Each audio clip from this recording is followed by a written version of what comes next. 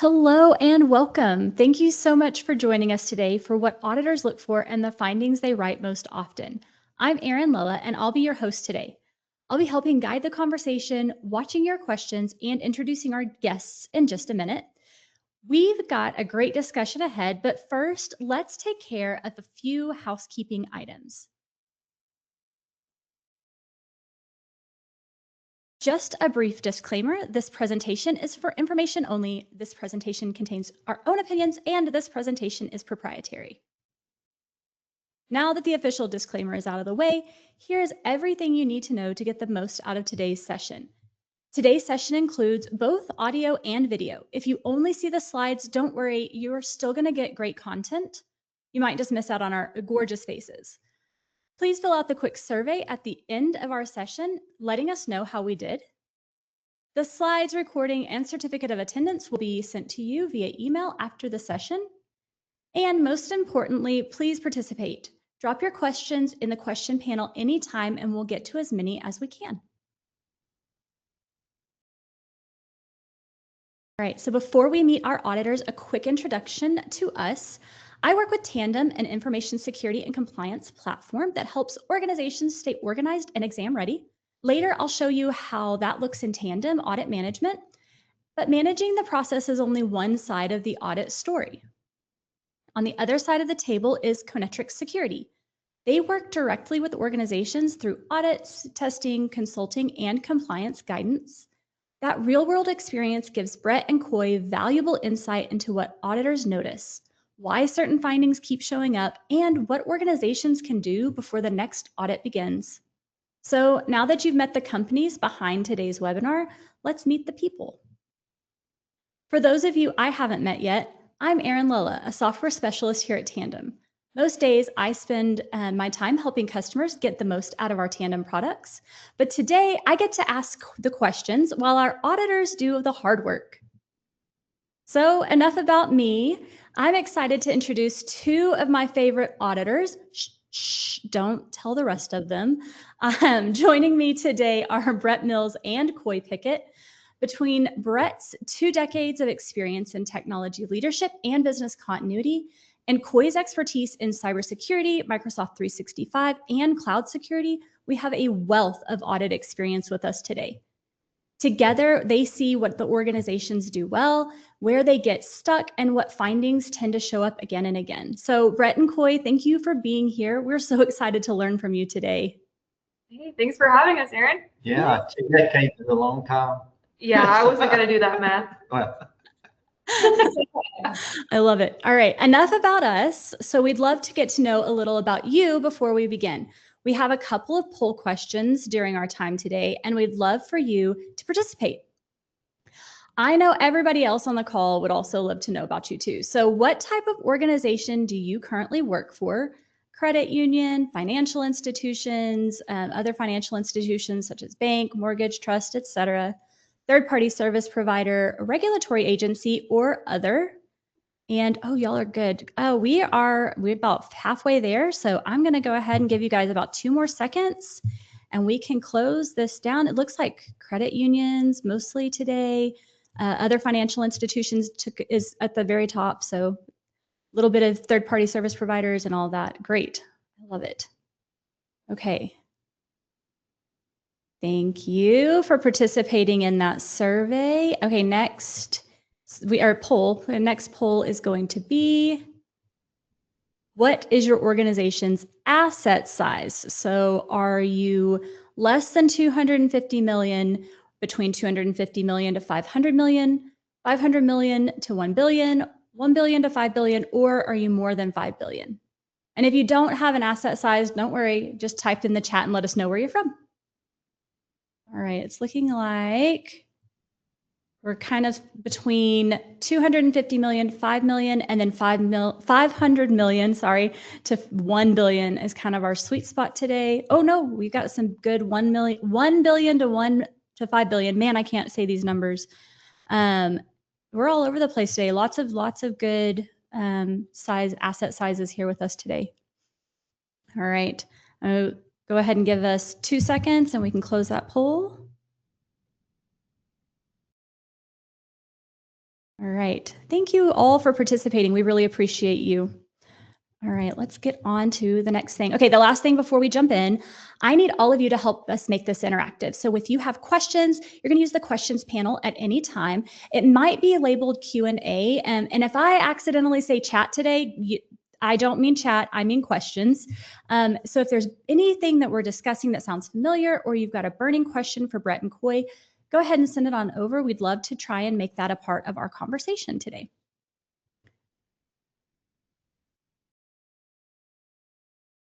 Okay, now that everyone knows how to participate, here's a quick look at what is ahead of us today. First, we're going to go ahead and get to know Brett and Coy by taking a trip down their audit memory lane. Then it's time for the top findings showdown. Whiteboards will be involved, answers will be locked in, and each auditor will make a case for their top finding.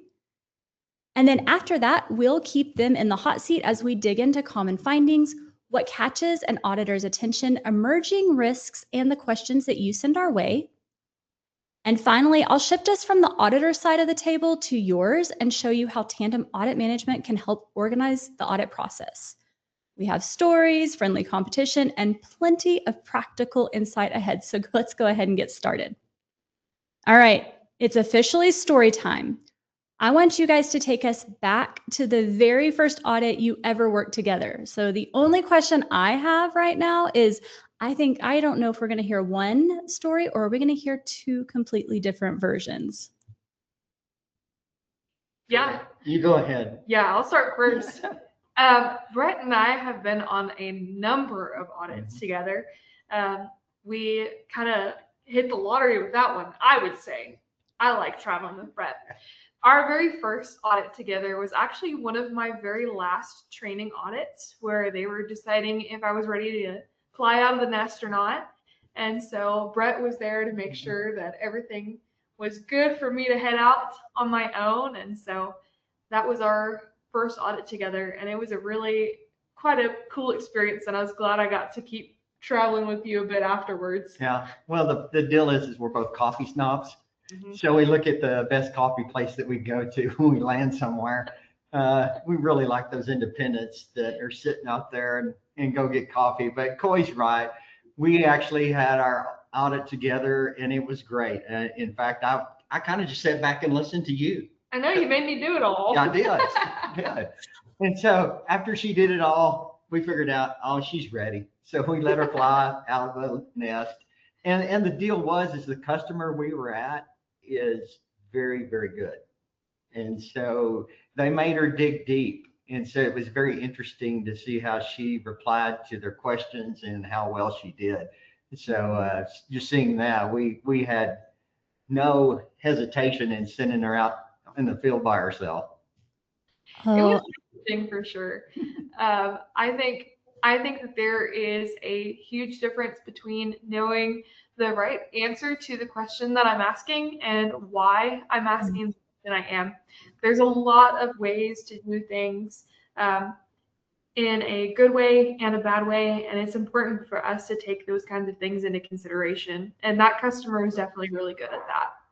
Oh, that makes that first real experience so valuable too. Like you have somebody that you know you're going to hear the right things from, but also they're going to tell you what you need to hear and not in a oh, we're going to give you the right answer, but because you're asking, but they're going to help make that experience a lot easier. I love that.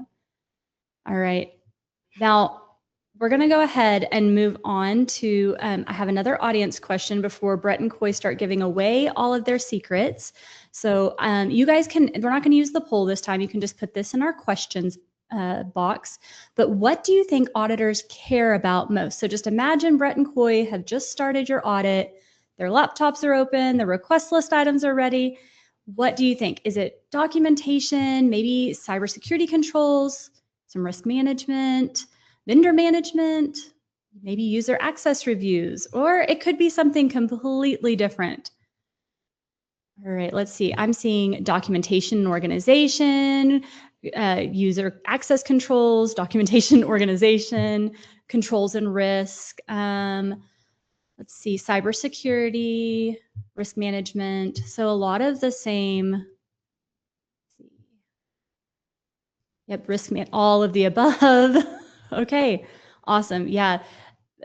Those are great, kind of what we expected. All right, Brett and Coy, now that our audience has given us their answers, now I'm going to go ahead and have you guys pick up your whiteboards, and it's time for our top findings showdown. So you guys are going to write yours, but you're not going to show it just yet.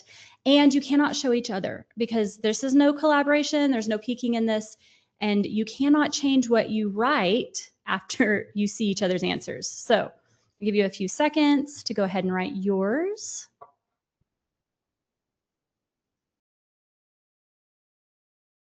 All right. Probably won't matter what I write because they probably can't read it.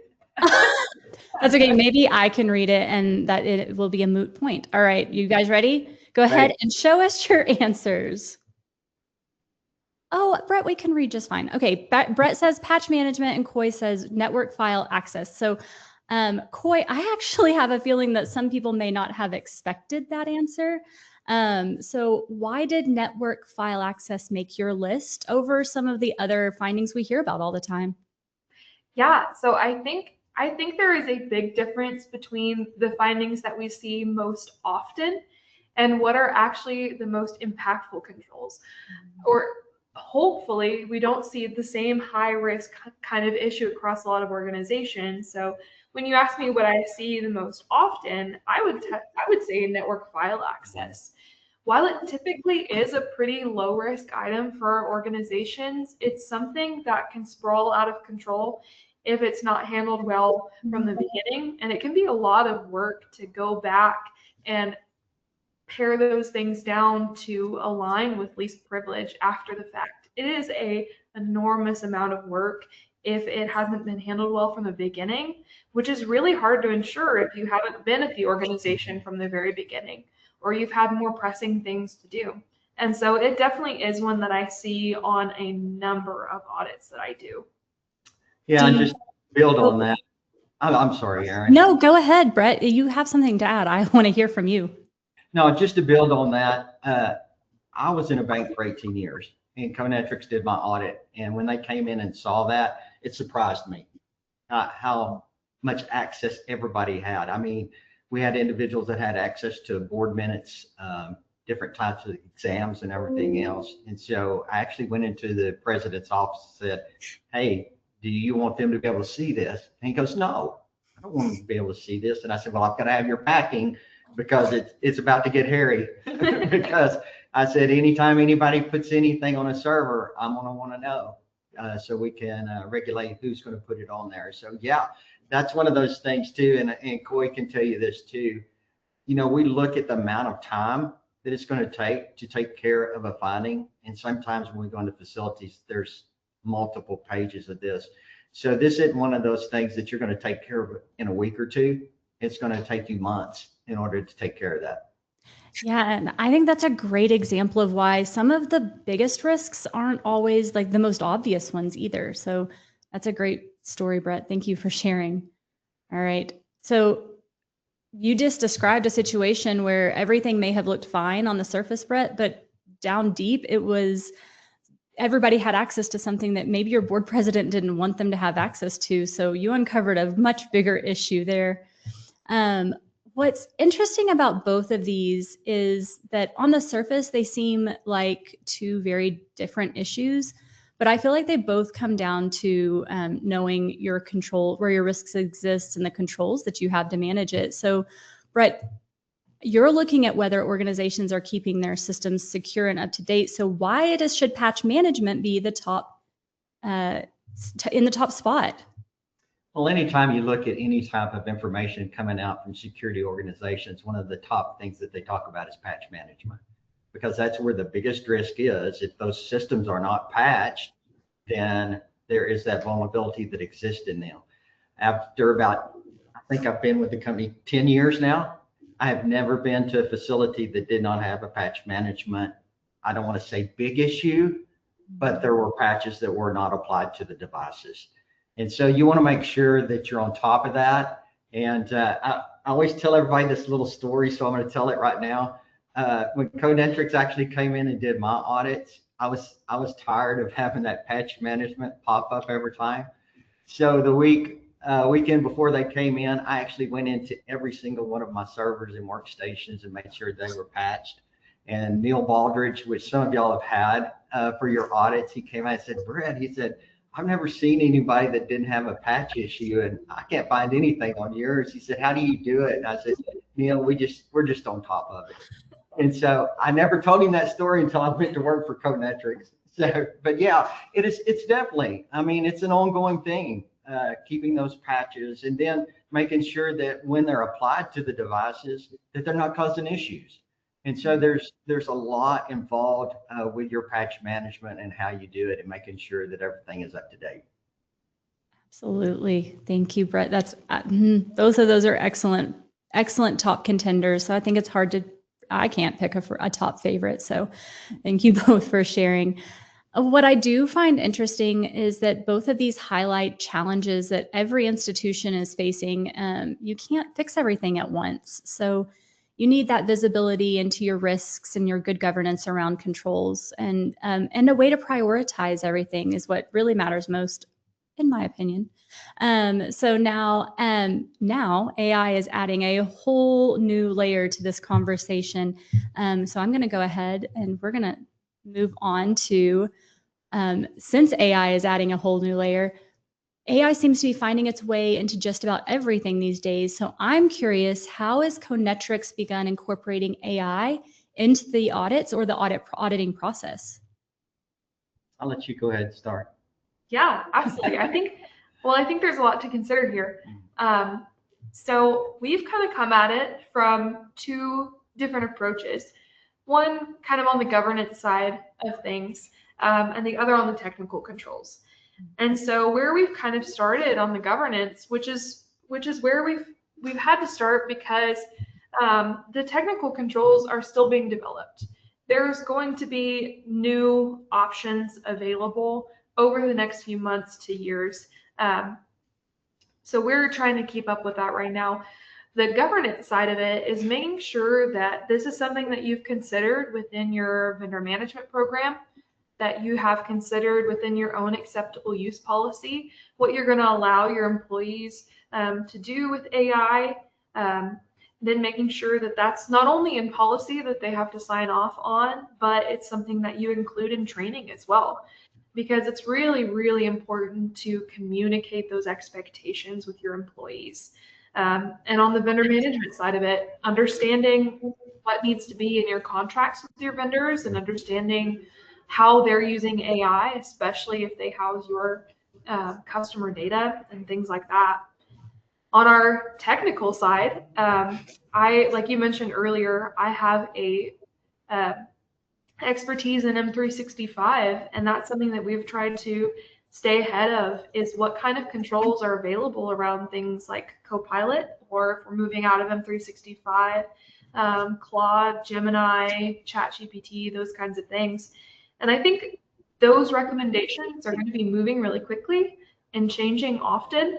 And so on the technical side, it's really important for you to keep up with publications and new controls that are available, because what it looks like right now is likely not what it's going to look like in a few weeks.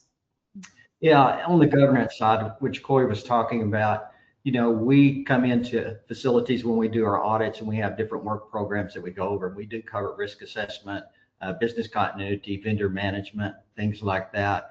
And we have already updated our work programs to include questions about AI. So it's very important that you know what's going on. But this is one of those things that if you're not real familiar about it, don't jump into the pool, wade in. Make sure that whoever you're visiting with, especially if it's a MSP or an ISP, that they know what they're doing and how they're guiding you into that pool, making sure that you're taking your time to understand everything that is related to it. But like Coy said too, vendor management, you know, we've always had the deal of how deep do I go into vendor management? Do I go down 1, 2, 3, 4 down the line? And the question is if you go down that line, what are you going to find? I mean, you could have your fourth person down there taking information and making it in a public way. So you don't want that happening. So you're going to have to stay on top of that. And like I said, incorporated even into our work programs right now is we have questions concerning AI in risk assessment and policy. So you want to make sure that you're looking at those. I know that a lot of you are saying, okay, well, what do I need to put in a policy? Well, you may just have to do basics right now, saying, hey, we do not let our employees go out and put customer information on any type of AI product. And so you want to at least start somewhere. You get the ball rolling, make sure you've got a policy out there, and make sure that you've risk assessed it.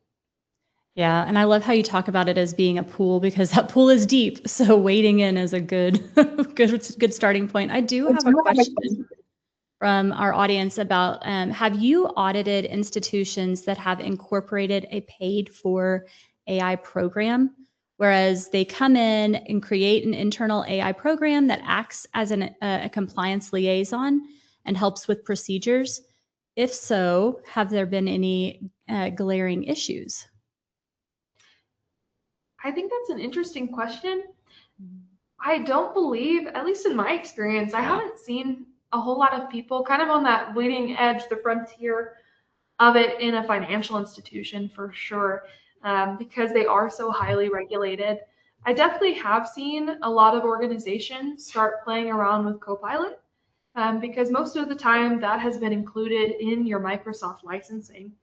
And it's something that's readily available.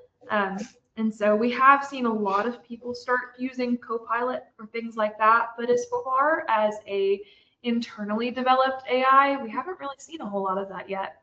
Not to say that that's not down the road for sure. Yeah, I haven't seen it in any audits currently. I think mainly because it's just new. I mean, it's been out there for a while, but to financial institutions, it's just really hitting hard right now. And a lot of people are questioning, how do I take care of it? Where do I go? Internally would probably be good, as long as you're not sending out customer information somewhere else. I mean, that's the big deal, is just making sure that it's secure. Whatever program you're developing or whatever program you're using out in the wild, you want to make sure that it is definitely secure and that you're not putting information out there that doesn't need to be. Yeah, that's a great point. Just making sure you're only putting in what you are okay with putting in, and other people's information is probably not best. So I love that. It's a great tip. Okay, have you ever had an audit where they were maybe squeaky clean? And how did that go? First of all, I love that phrase. That's funny. I have definitely had a few audits that have had very minimal findings. That is not to say that anybody is completely squeaky clean. And I think that might be a goal that is pretty well unattainable, because there's always going to be risk no matter what. New vulnerabilities and new patches and things like that are coming out constantly. Nobody has it 100% figured out. And I think there's always room for, I don't want to say improvement, but there's always going to be some type of risk to your organization, right? The difference that I've seen with organizations that have a very minimal amount of findings is a proactiveness, is not waiting for something to show up in an audit or exam report to take action on it, or to give it the attention that it needs. But people that are assessing what risks they have internally and taking action before it's brought up by somebody externally. Brett, what do you think? Well, I'm type A. You know that. So unless you're Brett and you cheat. Yeah. When CoNetrix came in and did my audit, I was always going, how few findings can I get this time? That was always my goal. And even though I never got down to 0, I did get down to, I think, about 6 or 7. And so the deal is when we come in and do an audit, it's not the deal that we're looking to see if you're squeaky clean. We're there to say, hey, this is an issue you need to look at. We want to be that tool in your toolbox. We want to be able to come into your facility and say, hey, these are things that you need to look at, things that need to be taken care of, especially those higher risk items, looking at everything that we do. And so I always tell my customer, don't get discouraged because of the amount of findings. Realize that, first of all, the things that that you're doing well. And so we want to encourage our customers, hey, you're doing this great, you're doing this great, but this just needs a little bit of help. So let's get out there. It's a learning process. It's just like our children growing up. They have to learn, and we learn from everything that we do too. It's even when we go in, I mean, we learn from the customer. And so it's good for us too. But what I would consider a squeaky clean, no. You know, everybody's just trying to do their best. And that's what we're looking at. Coy got it exactly right when she said the best ones are the proactive ones. And so we do look for that when we go in. And it's very encouraging when we see that going into a place that they are actively involved in getting things secure for their customers.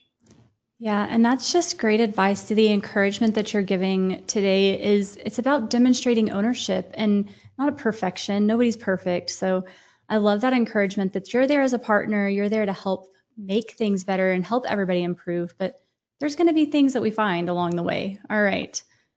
Next question, I think, is going to be, what are the most common audit findings you're seeing this year? Brett, would you like to start? Yeah, I knew you were going to put me on that. So, you know, it's kind of crazy because we do Nessus scans, plus we have internal scans that we do.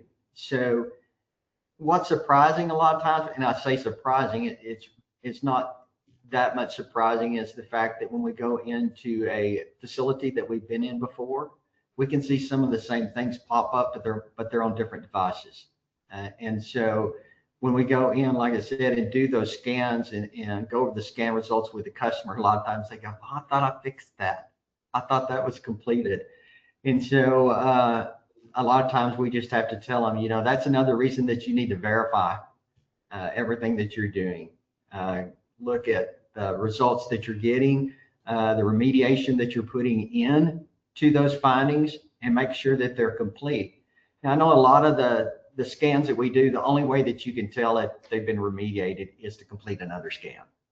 But we do encourage our customers to at least get that scan done on an annual basis, so we can find out if those things have not been completed, that they will come back up on the scan, and we can help the customer with them next time they come up with a scan. Because you people that work with group policy know that sometimes group policy does not propagate to all your devices.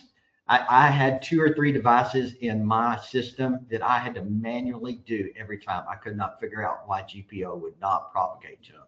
So you just have to be aware of that. Like I said, most of the findings that we see nowadays are just related, especially to the current cybersecurity world, what's going on. And so those things will continue, especially like we talked about with patch management. I mean, patches are, you know, Microsoft Tuesday. You got to be ready for it. So they're going to be out there. So just a continual of that. Yeah. I think for me, what I've seen the most in this past year is most of our customers have added a Microsoft 365 assessment to their annual audit to have us look at that.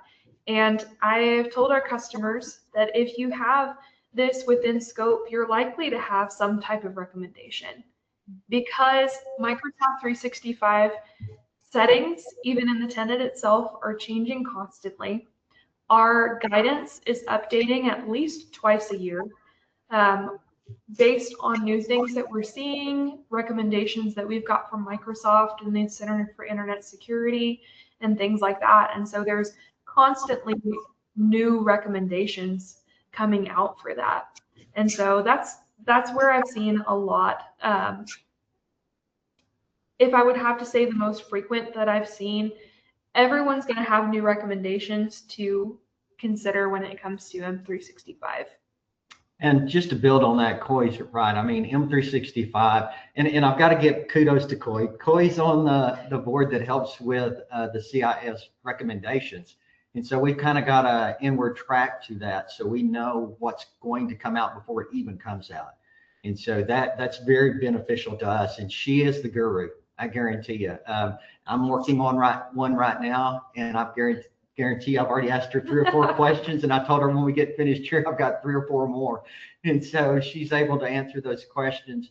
But that is a continual thing. I tell our customers, you know, we're not there to spend your money, but if you can do the M365 audit, you need to be doing it because it is changing consistently. Microsoft loves to put things in different places and change things around. And so you need to be aware of all those and just the new vulnerabilities that come out with the M365.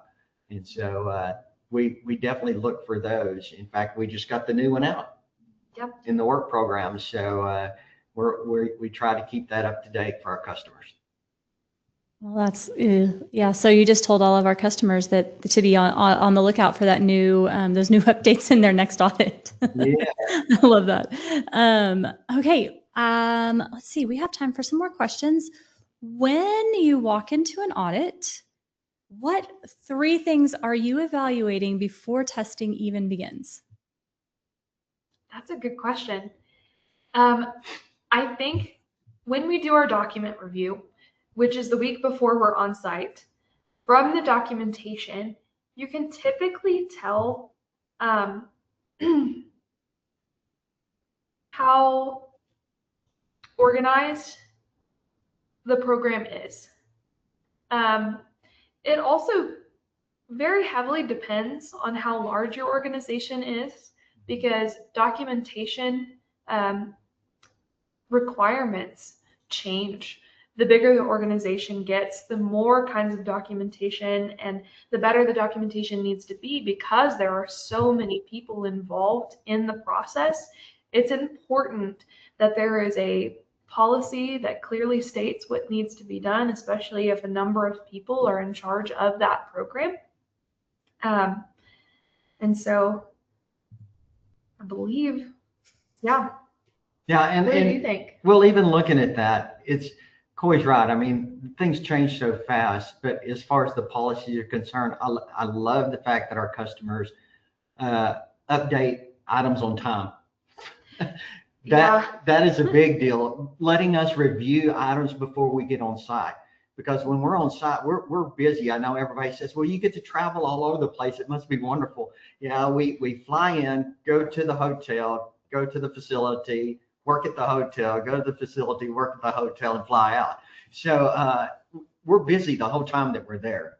And so the information that we can get up front really, really helps us out. I tell my customers, if you can give me that information up front and on time, we can cut 2 to 3 hours off the interview process. And it's just because one thing is, this is my 2-decade story here.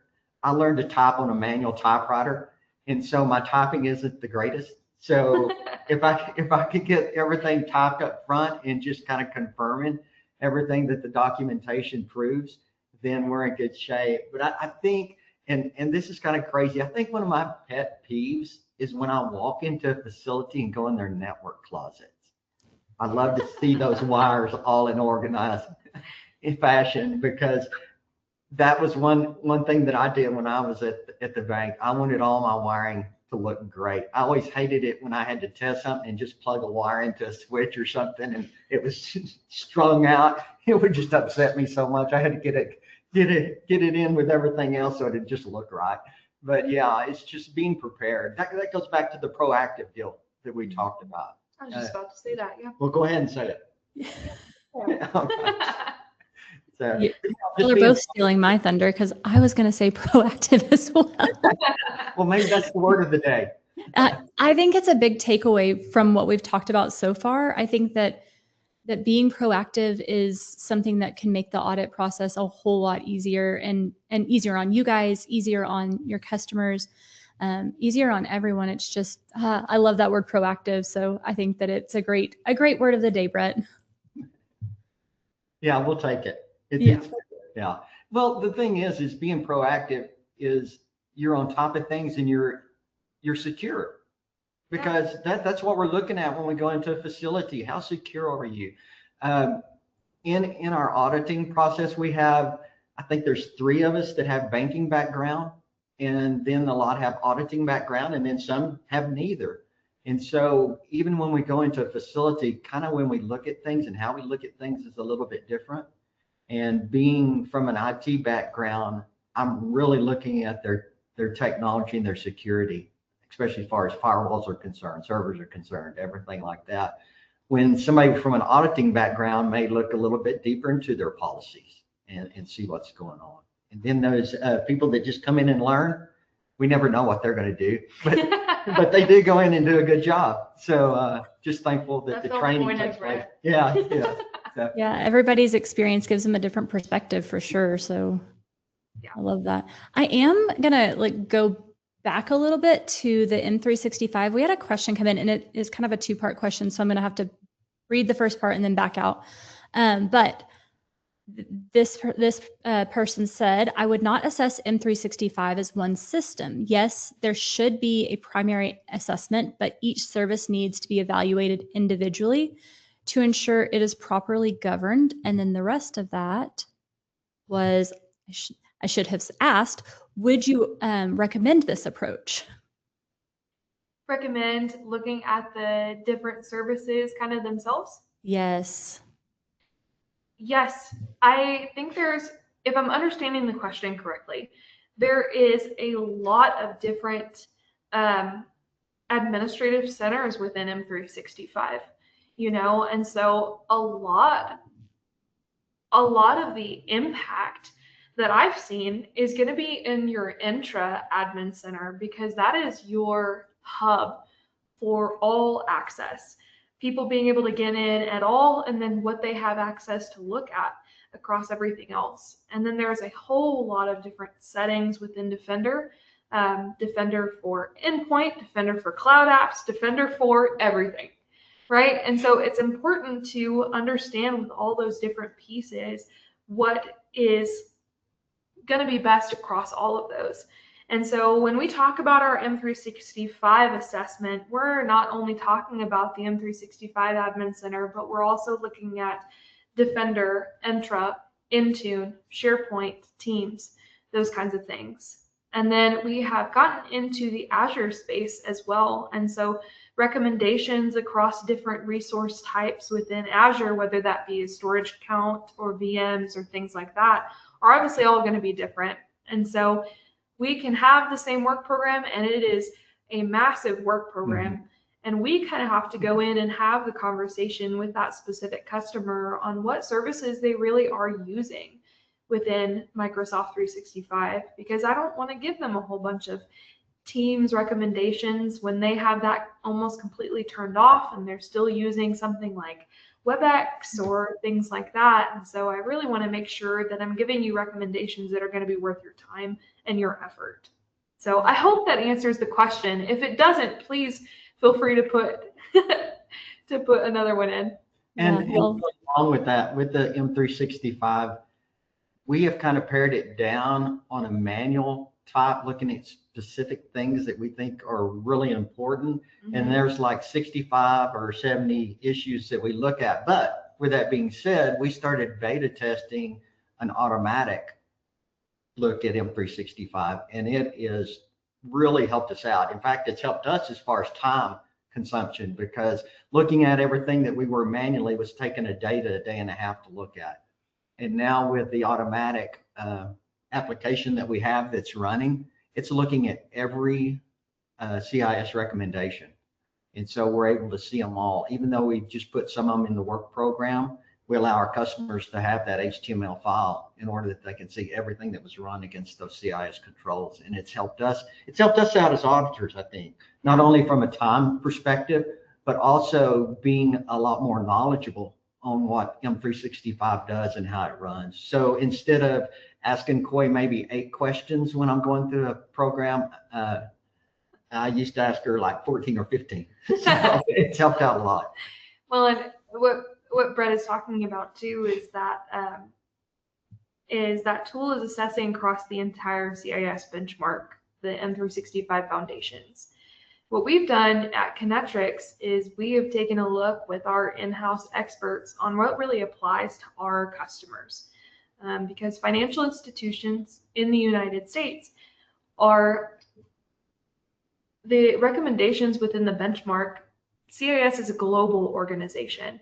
And so sometimes it's difficult for organizations that even we would consider very large organizations, your $1 to $5 to $10 billion organizations, are still not anywhere near some of the sizes of organizations that are following that benchmark as well. So we've taken our expert opinions and pared down the work program to be the controls that are going to be most beneficial for our specific customer base. Yeah, that's important. And I love that you guys are able to do that and provide customers with what is actually needed for them and not just a generic, here you go, we're going to do it. So that's very valuable for sure. I'm going to stick on this M365 conversation because we have some good questions coming in about it still. And the next question was, when you do an M365 audit, do you consider the secure score? If so, what would you consider an acceptable score? I am so glad that you asked about this, actually, because this is something that we do not look at. The secure score itself can be a really good tool, especially if you're managing it by yourself. But we like to take a more holistic approach to the organization, because your number within the secure score can be pretty low, but you can actually be in a pretty good spot, because the tool that it's using there doesn't take into consideration the things that you might not be using within M365, things that you might have set a little bit different way that actually does satisfy the type of control that it's looking for, but it doesn't really have that dynamic interpretation the way that we would be able to come in and have a conversation with you and say, hey, this is the kind of control that I'm looking for. Here's the recommendation for how to set it up, but there might be a way that you've set it up differently that serves the same purpose. And so that's where the secure score is incredibly helpful for inside of an organization, but we're going to rely on not only our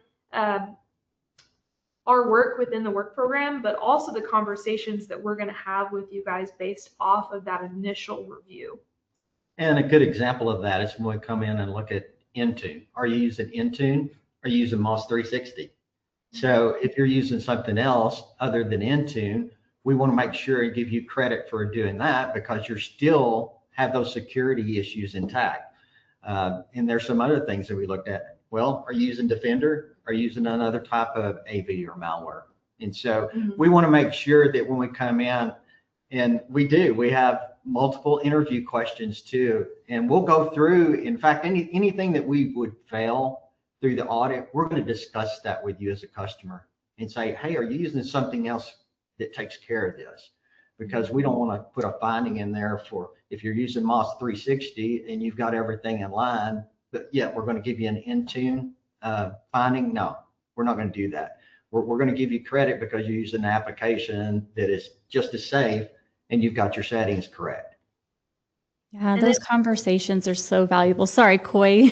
Those conversations y'all have are so valuable because like both of you have said that this is not a one size fits all. So go ahead, Coy. I apologize for interrupting you. No, not at all. I think all that I was going to say is anybody who is managing their own M365 tenant knows that conditional access policies can be set up in so many different ways.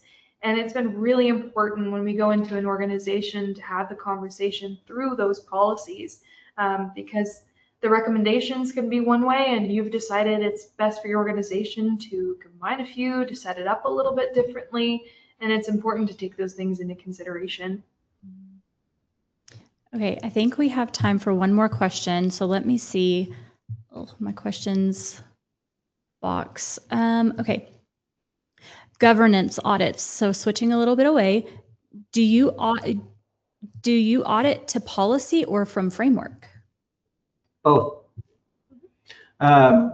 We do look at policy. We're looking at mainly FFIEC guidance or any type of regulation that comes out in our audits, especially when we're looking at different types of policies like information security policies, risk assessments, your vendor management policies, anything like that.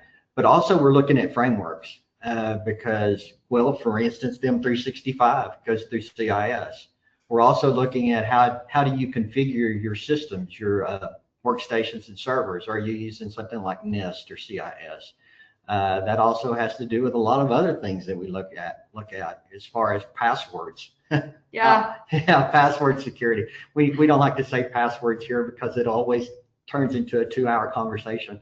So, but anyway, yeah, just looking at all that different stuff, we use both of them when we come in and do a governance audit. It's important for you to know if your procedures match your policies, and it's also good for you to know if your policies are in line with recommendations. Yep. That's great advice. Great advice. Love it. All right. I'm going to ask the audience another question, so you guys can drop this in that questions box as well. What is the most difficult for you all to maintain? So this could be risk assessments, vendor management, maybe BCP, user access reviews, policies.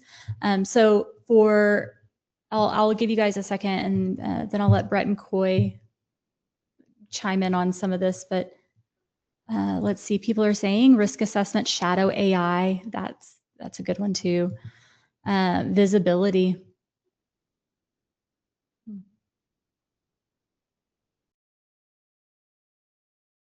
Scroll back up. AI. Yeah, I thought AI might be a hot topic today with people. Ever changing, that it is ever changing. Okay, so Brett and Coy, for my last question for you guys, I did say last question earlier, but if you could give attendees one piece of advice for managing all of these audit findings, what would it be? Recommendation, like remediation or competing policies, what would it be? Anything. Competing priorities, I can't think. You make me go first? No, I'll go. Okay. I would say take a breath. Mm-hmm. Rome was not built in a day. Your perfect information security program is not going to be made in a day, a week, a month, maybe not even a year. And so it's important to prioritize those items. We try to do a really good job of risk assessing those for you based on our conversations and based on our knowledge. And so starting with things that are the most high risk, taking into account the cost and what you're actually able to do. But it's really important to prioritize before you act. Yes, most definitely. Going through audits myself, we always looked at, hey, what really needs to be taken care of first? What's the most important thing? And what might have been important to me, most important, may not be most important to you. So there's differences of opinion on what you need to take care of first, but just go with it. And Coy's right, just breathe. I mean, when we come into your facility, our main goal is to develop a relationship with you, because that relationship does not end when we walk out the door. I've had customers that I've had for 4 or 5 years. I'll get an email from them say, hey, we're looking at this. Do you know anybody else that has seen it? What do you hear about this? What do we need to do about this? That is the most important part, I think, of my job. Is because we're there for you whenever you have questions. And so the deal is not to freak out. Just take that breath, sit back and go, you know what? I can do this, because you can. And that's what we encourage all of our customers, even if they have a large amount of findings. We just say, you can do this. I mean, you've got the expertise to do it. And you may go, well, I don't know how to do this. Well, you can find somebody that can help you do it. You may have an ISP or an MSP or a third party that's helping you take care of those issues. Sit down with them, visit with them and say, hey, this is what's happening. Can you help me with this? Because we want to make sure that any type of remediation that's completed is completed correctly too. Don't be ashamed to go get help. I mean, like I said, when we leave here, Coy's going to help me with some more M365 stuff. So don't be afraid. And I know here we have like 18 or 20 auditors right now. I can't keep track. But anytime I get a question and I don't know the answer, I always tell the customer, hey, give me a second. I got a lot of smart people that work with me. We'll give you an answer as soon as we can. And so just rely on that relationship. I feel like the theme today was you don't have to be perfect. Prioritization is important, and having real conversations is what matters the most. So I love all of that. I think you gave everybody some valuable insight into their next audit. Okay, let's see. All right. So Brett and Coy, I want to thank you both for joining us today. I'm so glad you got to share your experiences with us, and I know I enjoyed getting to talk with you guys today. So thank you very much for joining us. And I know our attendees also appreciate hearing real stories behind the findings, not just what's written on a report. Thank y'all. We appreciate it. Thank you for having us. Yep. Yes. Okay, but if you guys don't have a Brett and Coy on speed dial, you might wonder how you can keep your stuff organized when an audit starts. So I'm going to come bring Tandem over for us. All right. All right. So Tandem Audit Management is going to be a great place where you guys can organize that information from any of your audits. Well, maybe. All right. So I'm going to go ahead and start on this global tab over here. So if you've ever been in a demo with me, you will hear me tell this. The global tab is going to be what I like to refer to as a library. So you can house all of your audits year over year, your findings and reports and downloads at the global level. You also have settings at the global level, so you can set those and leave them, or within each audit. So I'm going to open this auditee audit. Within each audit, you also have settings. So audit management allows you to set different settings per audit. And the one I want to point out today is going to be in our audit options. And then I'm going to go over here to this request list, and I'm going to enable request list access and save. Okay, so now on my side, once I refresh, this navigation menu is going to pop up with our request list items. This is a new feature. So for those of you that have been with Tandem for a while, some of you may not have discovered this yet. It's one of my new favorite features because now you can track, because I said you don't have a Brett and Coy and you're wondering how can you keep up with all your request list items? Where are they living? What can I do to keep my information organized? Tandem can help you with that. So we have, once you have request list items in there, you could copy from a template, but I'm just going to go ahead and create a new one today. Here you can see, you give it a name, a tag. Tags are my favorite way to classify data because you can use these and build out your library of tags for your organization. And this isn't pre-populated by Tandem, so you really can track what information you know you will be pulling data on. This is a great way to do that. You can require file attachments, and then you can add a custom help tip. So if you've been with Tandem for a while, you'll see our help tips throughout the product. Those are just going to give you the user insight into what they're doing. And this is a way for you to add a help tip for those that you know will be using the product. Okay. And that's enough about request list items. I'm going to go down to our findings page. Here is where the findings for this audit will live. So we can add findings. You can also bulk import findings. This will make the process of getting them into Tandem just a little bit easier, so you're not having to add them one by one. You can download our finding import template and then copy and paste your findings into that, save it, and then drop it back into Tandem. And then once you do that, you'll have them populated on the findings page for this audit.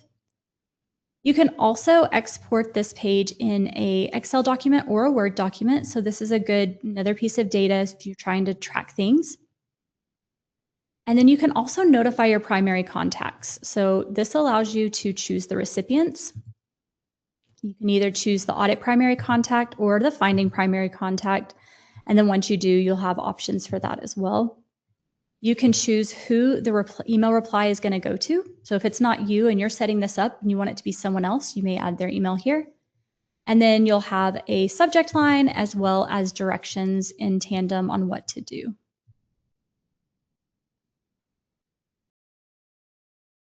Another great feature is you can change the contact for the findings just in bulk. You can either do it by selecting all, or you can choose them and then select that change contact button and then add contact, and it'll let you choose from employee, position, committee, or third-party contact.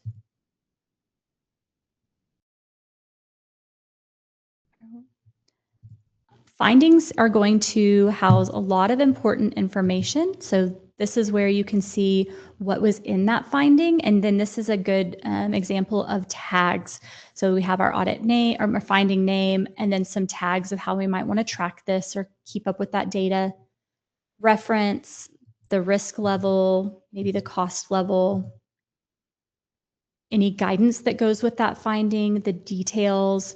If it is a repeat finding, you can also track that as well. So we'd select repeat finding, add those finding details, and then you can add the details in this section. After that, you can add a recommendation for the finding and your controls, and then you have that response. So we can track the target date, the primary contacts, the response, any notes, so any additional information or thoughts that you want to provide for this finding, and tasks. Tasks are another one of my favorite features because you can set up a task, you can choose a recurrence pattern. This will allow you to have emails sent, reminders sent. After you add a due date, then past due reminder notifications will go out. So if somebody hasn't completed that task, Tandem will remind them for you. And then the status of in progress, complete, or canceled. You can add your assignee. So this would be who you want to receive these, and as many reminder notifications as you want. There is a timeline in the bottom right-hand corner, so you can track that audit trail of what has been done in this finding. And then that results in verification section. So we can add the verification for this. We would select who it's verified by, the date, and then the verification details, along with that residual risk level. And then once it's approved, you can choose to approve it by committee, position, or employee. After you get all of your findings and everything done, then we do have reports based on each audit.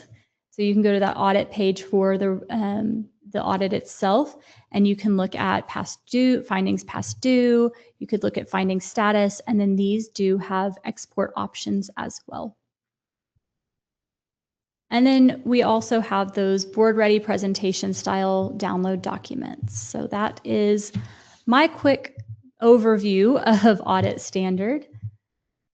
And now I'm going to go back to our presentation and wrap things up.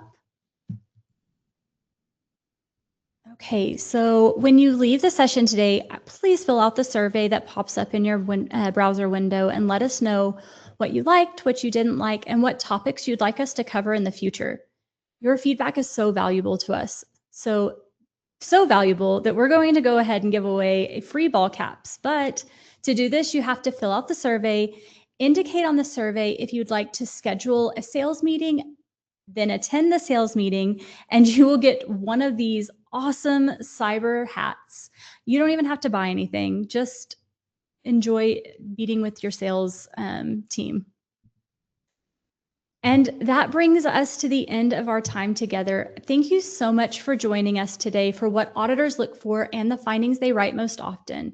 I'm going to thank Brett and Coy again because they gave us the stories, the predictions, and honest answers. And I know that our audience walked away with a much clearer picture of what happens on the other side of the audit table. And to everyone watching, thank you for spending part of your afternoon with us. We hope you have a great next audit and that it's the smoothest one yet. Take care, everyone.